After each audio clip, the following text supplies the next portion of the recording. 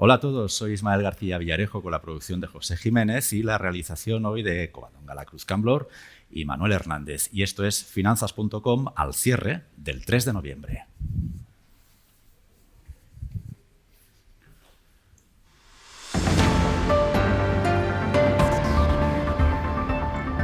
Inversores, muy bienvenidos. María, Esther y Alejandro, os estábamos esperando y hoy, como veis, os estamos informando desde el Foro de Asesores Financieros de la revista Inversión, que se ha celebrado esta mañana, por cierto, con éxito de crítica de público, si no me equivoco, ¿no? ¿Verdad? Esther, ¿cómo ha ido? Que ha ido muy bien. Tú lo has abierto.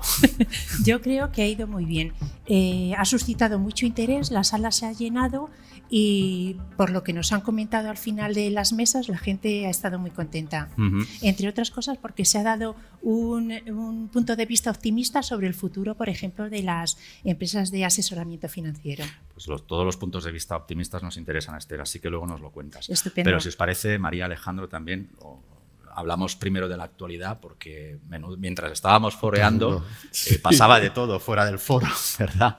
Y los mercados no han encajado nada bien las decisiones. No sé si tanto la decisión, Alejandro, acláranoslo, o más bien el discurso de Jerome Powell ayer, siendo quizá más duro de lo que se descontaba, porque al final hizo lo que estaba previsto, subir los tipos de interés en 75 puntos, pero lo que parece que no ha gustado nada hoy ha sido la dureza del argumento, ¿no?, posterior a esa decisión. Sí, porque en principio se cumplió el guión previsto, subió los tipos 75 puntos básicos como ya había descontado el mercado, ahí no hubo nada de sorpresa, incluso los índices estadounidenses subieron con una primera insinuación por parte de la Fed de que las futuras subidas iban a ser menores, pero después el presidente de la Fed, Jerome Powell, dijo que el nivel de los tipos finalmente va a estar muy por encima de los actuales y durante mucho tiempo. Y este discurso pues ha preocupado al mercado porque ve que ese conocido como pivote de la Fed, que podía ya hablar de una pausa, que podía hablar de una ralentización en el ritmo de subida, de momento no se va a producir y todavía va a tener un recorrido alcista a los tipos de interés. Y el mercado a partir de ahí se dio la vuelta en los Estados Unidos y hoy las consecuencias las está sufriendo Europa desde la apertura. Con pérdidas, por ejemplo, en el IBEX que hemos visto de más del 2% durante la sesión. Un día teñido absolutamente de rojo, pero también en el mercado de divisas el dólar en los el euro los $0,97, también en mínimos, prácticamente no del todo, pero tirando hacia abajo, ¿no? Acercándose a ese fatídico 0,95. ¿Creéis que el Banco Central Europeo cambiará el discurso y endurecerá el tono siguiendo un poco los compases que están llegando desde Estados Unidos? ¿O aquí vamos a ser, como siempre, en nuestra película y a verlas venir? Bueno, es que el Banco Central Europeo tiene una papeleta todavía incluso más complicada después de ver los últimos datos de inflación en la zona euro, que en España sí nos dio un pequeño respiro, pero el resto y sobre todo Alemania, que quien marca la pauta en todo esto, pues está en una situación bastante complicada y yo creo que va a tener que seguir en la misma línea porque no le queda otra. El objetivo es bajar la inflación y aunque es verdad que la presidenta del BCE, Christine Lagarde, pues reconoció ya el impacto que está teniendo la subida de tipo en la economía, en el mercado laboral, etcétera, pero su prioridad es conducir la inflación, es rebajarla y no va a tener otra que seguir con esta línea de una política monetaria agresiva y de seguir subiendo tipos. Teníamos también por ahí pendiente echarle un vistazo, si os parece, a la actualidad local. En el mercado continuo hemos tenido ya un disgusto importante. Hablamos de Almirall. Fijaos que con lo que hemos hablado de farmacéuticas, tanto en la revista como en Finanzas.com, no hemos conseguido encontrar, recuerdo un reportaje maravilloso de nuestros compañeros de Bloomberg Business Week sobre el futuro de Pfizer, pero no hemos conseguido encontrar equivalentes en las farmacéuticas locales. Farmamar está como está, ¿no?, a golpe de noticias. Grifols pues huelga a insistir en ello.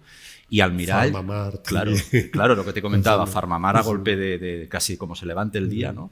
es imposible ver, y absolutamente su apuesta por el coronavirus ya descabalgada absolutamente, porque me parece que los ensayos, la última fecha que dieron ya es hasta dentro de un año. O sea, ya veríamos a ver qué eficacia tendrían posibles medicamentos ahí. Grifols, bueno, sumergida en su crisis particular, y Almirall, que no, bueno, cambió la cúpula hace nada, y ahora el nuevo consejero delegado pues dimite ayer, y hoy caídas de hasta el 26% en el mercado. Así abro mesa. ¿Qué creéis que está pasando con las farmacéuticas españolas como para que no sean capaces de aprovechar el momento? Ni siquiera tenemos noticias de IPRA, ¿no?, con la famosa vacuna contra el coronavirus, ¿no? No sé qué os parece el momento de las farmas españolas.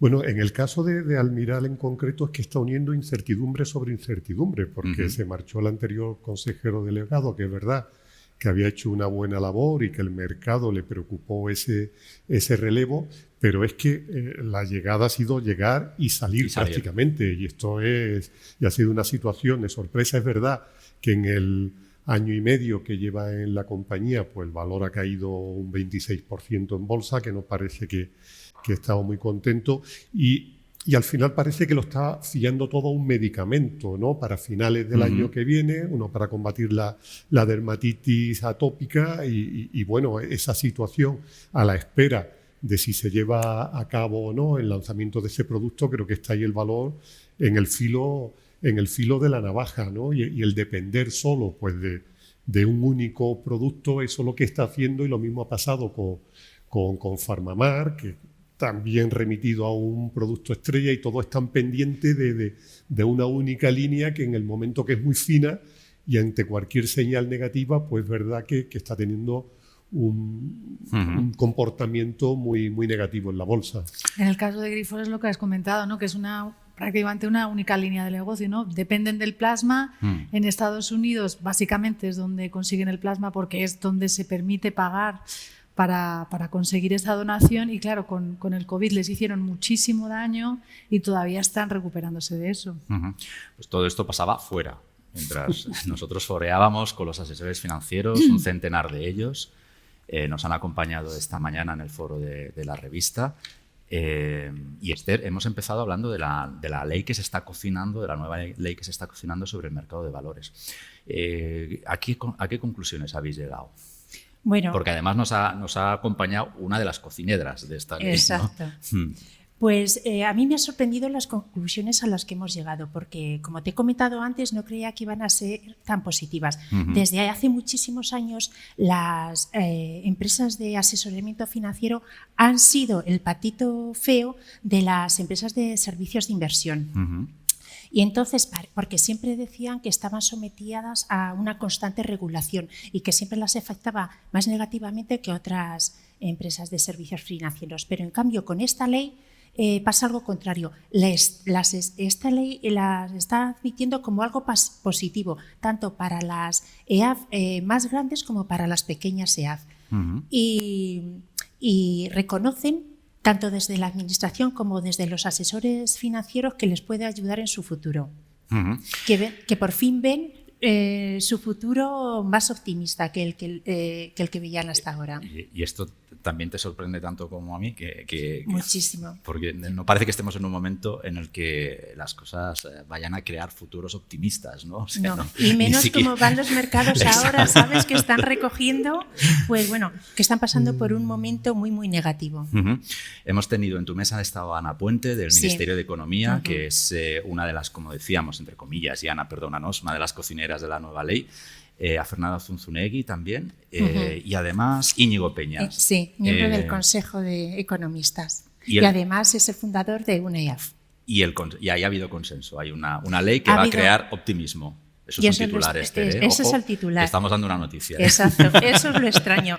Que las EAF están conformes con la nueva normativa que está potenciando la administración y que ahora se está debatiendo en el Parlamento. ¿Qué expectativas tiene o qué recorrido tiene la nueva ley? ¿Para cuándo se espera? ¿Lo habéis hablado esto?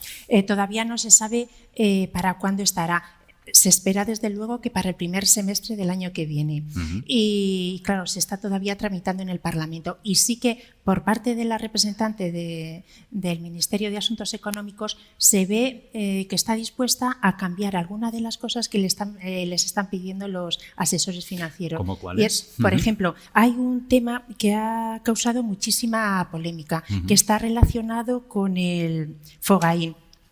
Que el FOGAIN es el Fondo de Garantía de Inversiones. La nueva ley recoge que tanto las empresas de asesoramiento financiero como las empresas de asesoramiento financiero nacional, que es una nueva figura que está promoviendo la ley, tienen que aportar al FOGAIN un mínimo de 20.000 euros. Esta es una de las pocas medidas que recoge la ley con la que no están de acuerdo los asesores, porque dice que puede perjudicar mucho, sobre todo a las SEAD más pequeñas, con menos ingresos. ¿Qué defienden? Que la barrera sea más baja, entiendo. O que se elimine, porque, por ejemplo, el presidente de la CNMV también pide que este fondo se elimine, que no tiene ningún sentido. Entonces ellos piden dos cosas, o que se elimine, que sería lo ideal, o que se rebaje, sobre todo para la SEAD con menos ingresos. Alejandro, un colectivo que ve el futuro con optimismo. Yo no quiero echar un jarro de agua fría sobre este titular tan optimista y el que nos han transmitido los ponentes de la mesa, pero es verdad que después hablando con el tendido, que es donde se cuece todo, pues hay un cierto escepticismo también, ¿no? ¿Por qué? Porque al final toda la regulación que se ha ido acumulando sobre este tipo de compañía la ha ido frenando. Aquí el impulso inicial que tuvieron las EAFI a partir de 2008 con la llegada de MiFID, cuando empezaron que si ahora te tienes que declarar independiente, que no, ahora cambio, todo el tipo de normativa que fue, pues la ha ido frenando y muchos han pasado dificultades y han tenido que desaparecer. Yo creo que al final esta ley, hasta que no esté el texto completamente consensuado, hasta que no esté todo bien definido y bien claro, pues es normal que los asesores tengan ese punto de incredulidad de ver si de verdad va a ser tan positiva esta regulación que le haga ver ese futuro con ese optimismo que se ha transmitido desde la mesa, pero mantienen una cierta reserva porque sabe que al final la experiencia le dice que muchas se quedan en el camino, que las dificultades crecen, que el tema, por ejemplo, del fondo de garantía, del FOGAIN, que hay que abordarlo de manera diferente a cómo se ha planteado, y hay muchos detalles dentro de la ley que pueden marcar esa diferencia, esa línea que puede hacer que el futuro pues se contemple de una manera diferente. María, en tu mesa habéis analizado el futuro del ahorro. No sé si el titular también es tan optimista. Bueno, yo creo que lo que hay es incertidumbre, ¿no? Lo que yo creo que era una constante que se ha hablado durante la mesa es que este año pues es muy complicado, no se prevé que el año que viene vaya a ser más fácil que este y que es difícil tener una bola de cristal ahora mismo para saber qué es lo que van a hacer los mercados financieros, ¿no? Sí que hay un cierto consenso en que el punto, ¿no?, el que puede dar un giro de 180 grados a la situación es la inflación, es decir, si se empieza a moderar los mercados sí que se pueden venir hacia arriba, pero bueno, nadie sabe cuándo va a suceder eso. Y entonces, pues básicamente lo que dicen los asesores es que hay que ser pacientes y hay que pensar en el largo plazo, ¿no? En vez de enfocarse tanto en el corto plazo, en pensar qué va a hacer mi fondo de inversión o mi cartera en los próximos meses, pues voy a pensar de cara al largo plazo, porque al final pues bueno, si estás bien asesorado no te tiene por qué ir mal. En tu mesa estaba Jaime García, responsable de la red de asesores financieros de la zona sur de Banco Mediolanum, y Gonzalo García, responsable de asesoramiento y análisis de fondos de Caser Asesores Financieros. Gonzalo, además, sabes, María, que ayer estuvo invitado en nuestros podcasts de cierre y le hicimos hacer un pequeño teaser. Una de las ideas con las que me quedé, que no sé si lo habéis recogido en la mesa, es que una de las grandes diferencias entre los ahorradores en su actitud respecto a 2008, a la crisis actual, es que ellos al menos perciben que la cultura financiera ha ido creciendo en los últimos años. Sí. ¿Lo habéis comentado? ¿Habéis tenido ocasión de hablarlo? Sí, eso ha sido uno de los temas que hemos estado hablando, ¿no? Por un lado, Gonzalo decía que él pues que se había reunido ayer mismo con un cliente y que pese a que había estado en todas estas crisis, él seguía teniendo miedo, pero ese miedo ya se gestiona de otra manera, ¿no? Yo creo que ya no es como pues en 2008 de salir corriendo y los asesores yendo detrás, ¿no? Decir, ojo, que no hay que vender cuando todo el mundo está vendiendo y comprar cuando todo el mundo está comprando, ¿no? Entonces sí que se percibe que poco a poco en España, que ha sido tradicionalmente un mercado pues muy bancarizado, conservador, etcétera, se va incrementando esa cultura financiera. No te pregunto si habéis entrado en el binomio depósitos-fondos. Algo se ha mencionado.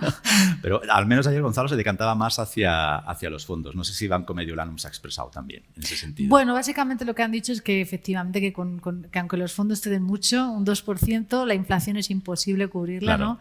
En otro tipo de activos ya veremos, a lo mejor no este año, pero sí un poquito más de largo plazo, pero que los depósitos, que tampoco deben ser la competencia, vaya, que hay que ser más ambicioso que ese 2%. Muy bien. Hemos aprovechado el foro para presentar la edición, la tenemos aquí sobre la mesa, pero esperamos que nuestros realizadores puedan ponerla en pantalla enseguida, de la guía de gestoras de este año de fondos de inversión, precisamente. María, además eres coordinadora del producto. Y escribes Mi hija. Sí, una de ellas. Y escribes en el editorial que, curiosamente, o no tan curiosamente, pero que España es un mercado por el que las gestoras internacionales siguen apostando. Efectivamente. ¿A qué se debe esta apuesta cuando, bueno, parece que es el mercado europeo con más incertidumbres? Hay pocas economías de la zona del euro que generen tantas incertidumbres como la española en estos momentos. ¿A qué crees que se debe esta apuesta de las gestoras internacionales por nuestro país? Pues yo creo que, bueno, los datos son, mira, en los últimos 20 años se ha multiplicado por 5 el volumen que gestionan las casas extranjeras. Yo creo que España ha sido un mercado tradicionalmente muy bancarizado, en el que la gente pues lo que hacía era acudir a su banco y que un asesor del banco que no era independiente, pues le decía más o menos dónde tenía que poner sus ahorrillos. Y yo creo que con esta cultura financiera que se está incrementando, las gestoras ven la posibilidad de tener un volumen de negocio mayor en nuestro país. Y España es la cuarta economía de la zona euro. Por incertidumbres que hay en el horizonte, es una economía con potencial. Alejandro, no sé cuántas guías llevas también a las espaldas como director de la revista. Él es el padrino, Alejandro es el padrino de la guía. Unas pocas, la verdad. Unas pocas, ¿verdad? Sí. ¿Cuál es la diferencia de la industria? ¿Qué esperamos de cara al año que viene, al margen de la apuesta de las internacionales? ¿Cuál es el matiz que incluirías tú a la evolución del sector, de la actividad de la gestión en España en los próximos meses? Hombre, yo creo que también una cosa que ha jugado a favor del mercado español es que hemos llegado tarde, ¿no? Que el producto fondo pues no era muy familiar entre los inversores españoles, y en el momento que han conocido pues sus ventajas de diversificación, de flexibilidad, de poder acceder al mercado que era imposible, las ventajas fiscales que tiene también de poder traspasar entre productos sin tener que tributar, han visto que es un producto ideal y se está familiarizando con él, y las nuevas generaciones pues se han encontrado con que es la herramienta perfecta para invertir, y yo creo que en ese sentido todavía ven las gestoras internacionales un potencial de crecimiento en nuestro país que le hace redoblar esa apuesta y ser un mercado prioritario. Yo creo que es muy interesante.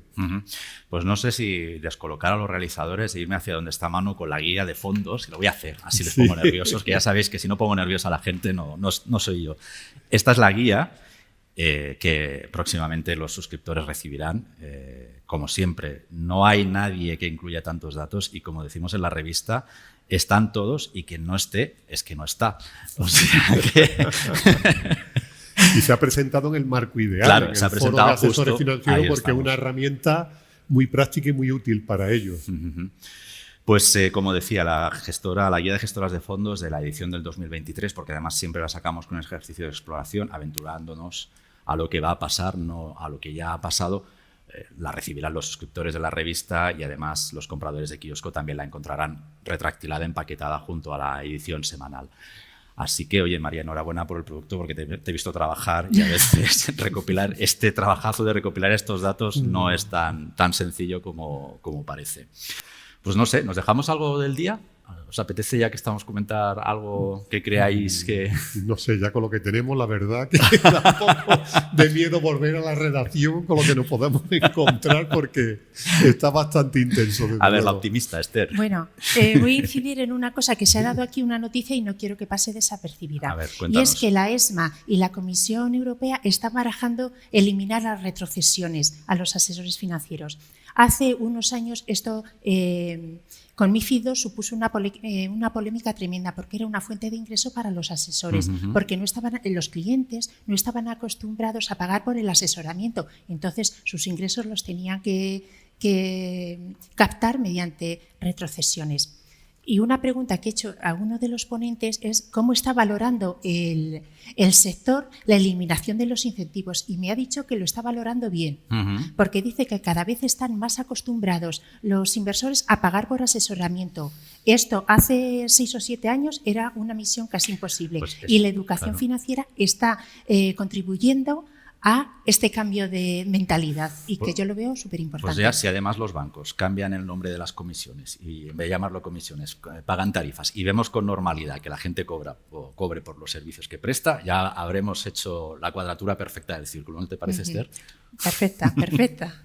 Pues lo tenemos que dejar aquí. Alejandro, Esther y María, gracias por hacer esta tarde podcasting con nosotros. Alejandro, te escuchamos mañana, o sea, ya a madrugar, a las 7 de la mañana, como siempre, con los hechos relevantes, disponible en este canal. Y a vosotros, amigos inversores, gracias, como siempre, por el privilegio de vuestro tiempo, y hasta la próxima.